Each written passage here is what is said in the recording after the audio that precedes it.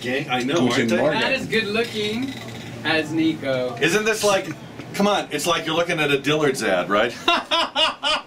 Isn't this something? It's amazing.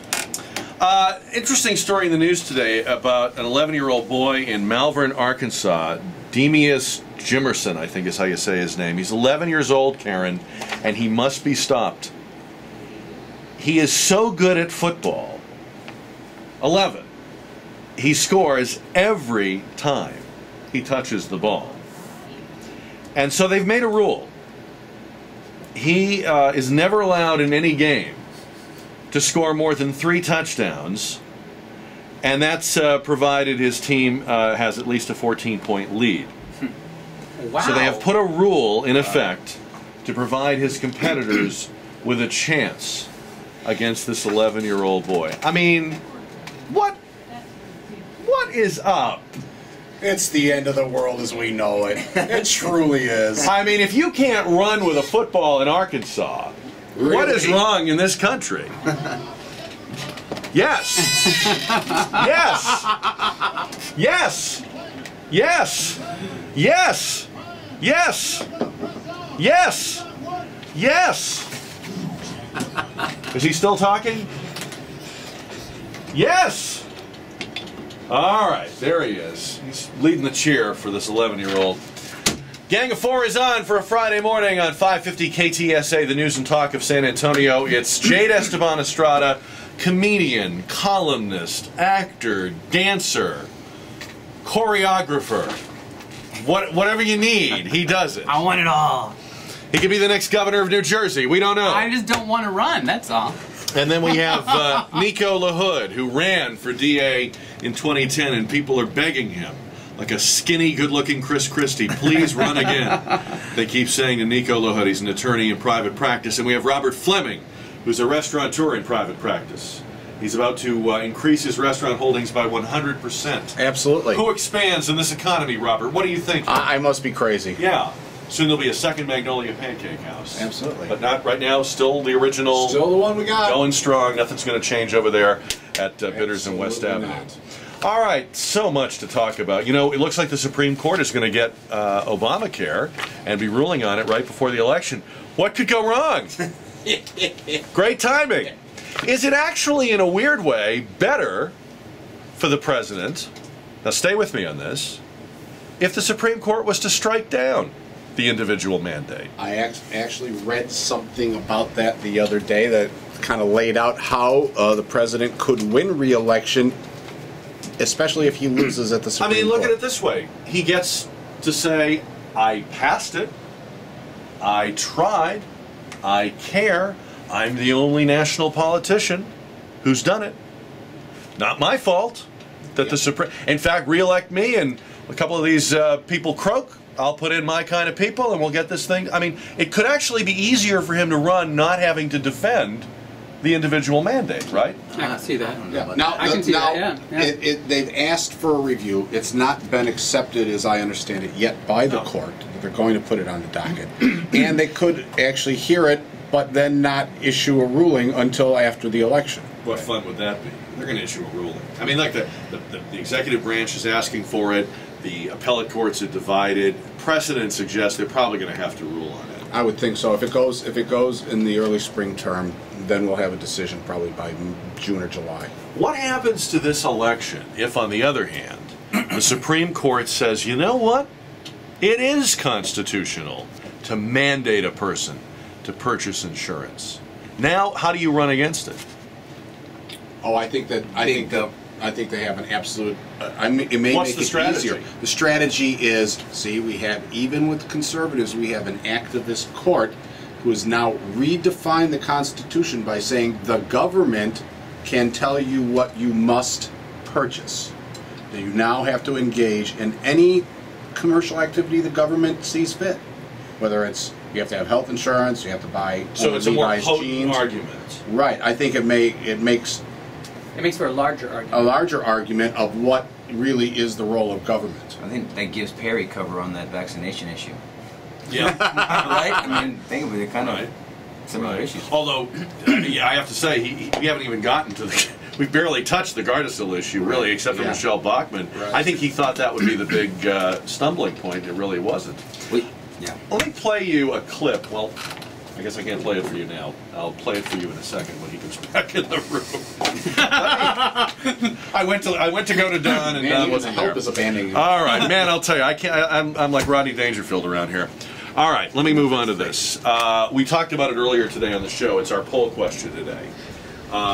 It looks like sometime in the near future, there's going to be an option on the menu of license plates for Texas, where you'll be able to get a Confederate flag logo on your license plate. Several other states have it. It's being pushed by a group called Sons of Confederate Veterans.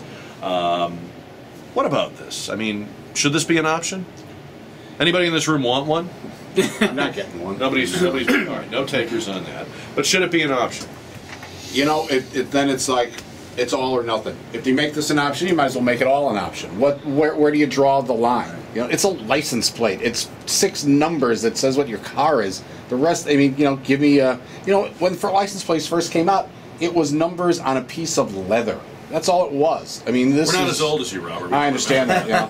I still have it hanging in the garage. You know, yeah, I do remember when every state had like one plate. That was it. Boom. That was and it it. stayed. The design stayed forever, right? Your state kept the same colors. And the I mean, same they charge? They for make the money ability- on it. Yeah, okay. it's It's a like moneymaker. everything else. It's just another way to gin up a little more dough. Do we care? I mean, is it really? I mean, you can make the argument that it's some people feel it's a symbol of racism, Nico, but other people will say, look, the Confederacy, those were Americans. They believed what they believed. I think you need to look at the greater good. I mean, is it going to promote dissension and division more? Or what? I mean, I think Robert's point is good. It's We're a not license talking about plate. Aggie plates now. We're talking Right. about the I mean, Confederate. if they want a Confederate flag, they can do it on their windshield or their rear They window put a sticker or on there. sticker Put a on their sticker car. on their car. They can put a yeah. sticker on it. You know, I mean, you're not going to stop them from doing it. if Why they stop want to do it. them, though, and allow any other group to Well, that's what I'm saying. But that's I what mean, Robert's point is. It's Where's all it or at? nothing. Right. I mean, you know, people can only be offended if they allow themselves to find things offensive. And I think there are things that offend some people and not others, and that's based on your values, etc., etc., etc. I just think that, you know, if we want to be so darn correct, then just none of it. Just have none of it, and it won't be an issue. Yeah. Well, let me ask you this: should people stop? And it's hard to ask people to, you know, do this because it's wired into some people. But should we stop vesting in those in that Stars and Bars flag the message of racism or white supremacy? Because that's really something that people have hijacked it for, Jay. That isn't Right. what it meant. That isn't what it historically represents. It isn't even the only flag the Confederacy used. It's just one of them. I mean, at the end of the day, shouldn't we be smarter than this? Shouldn't we say, look, those people don't know what they're talking about? Yeah, we should. I don't know if this makes any, if it helps or takes away from the argument. I remember I'm really bad about this. I lived in New York for so long. I always forget to put gas in my car. And I was driving and I was going somewhere in a hurry and I was, you know, busy and I ran out of gas and I pulled over just in a perfect place. It was like great. But I looked like I was causing a problem in the lane. And this big truck with this big Confederate flag parked right behind me, and it looked like he wanted to start trouble. And he got out of his car, and he was like, wrong. And I was like, oh my gosh, he's gonna do something horrible because he's got a Confederate flag.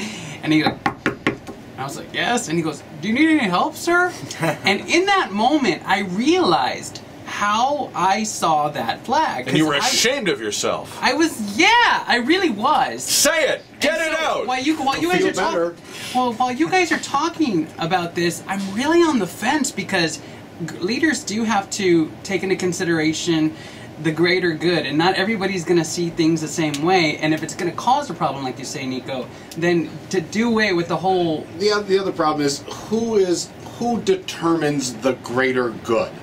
Whoever's Your in greater power. good and my greater good are way two different greater goods. Right.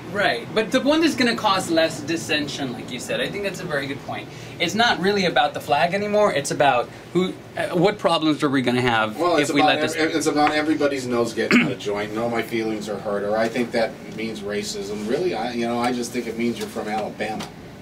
Right, which is great, you know. All right. But Let's- I don't know if that's how people are going to think. Let's. I want to play something for you. We had an interesting conversation about this.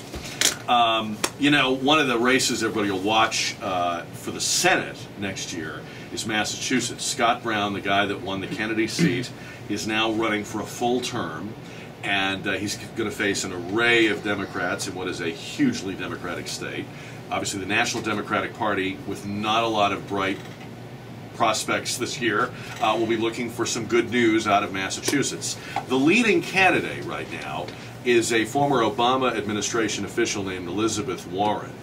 She was captured saying this at a fundraising event. Now, she is just getting started as a candidate, so this is one of the very first times people have ever heard Elizabeth Warren. And this is what she was saying to her supporters.